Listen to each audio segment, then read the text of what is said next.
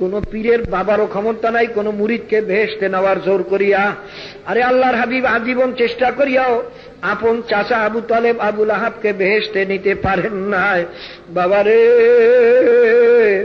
আল্লাহর হাবিব ফাতেমা রাদিয়াল্লাহু তাআলা আনহাকে ফরমান, ইয়া ফাতেমাতিন কাযী নাফসাকি মিনান নার, এ ফাতেমা কবরে গিয়া যদি এই পরিচয় দাও যে আমি আখিরি জামানার নবীর মেয়ে, এই পরিচয়টি কিন্তু তোমার কোনই কাজে আসবে না, কোনই লাভ হবে না। নিজে আমল করিয়া নিজেকে নিজে জাহান্নামের থেকে বাঁচাইয়া কবরে যাইও।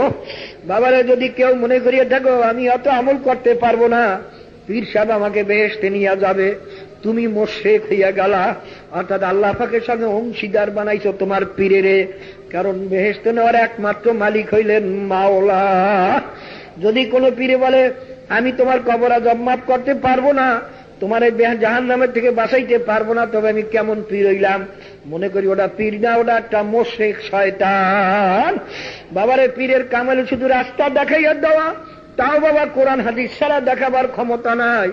এই জন্য পীর হওয়ার জন্য পহেলা শর্তই হইল অন্তত মেশকাত জালালাইনের এলেম তার ভিতরে থাকা লাগবে, ওই অনুযায়ী আমল তার ভিতরে থাকা লাগবে, এবং আর একজন আমলকারীর সার্টিফিকেট যাকে বলা হয় খেলাফত, সার্টিফিকেট পাওয়া লাগবে।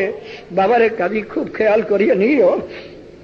অনেক মনে পীর সাহেবেরাও গুনার কাম করলে ক্ষতি হয় না, এরা হইল সমুদ্র। না না বাবা, মশালার বেলায় পীর সাহেব যেরকম মুরিদও সেই রকম।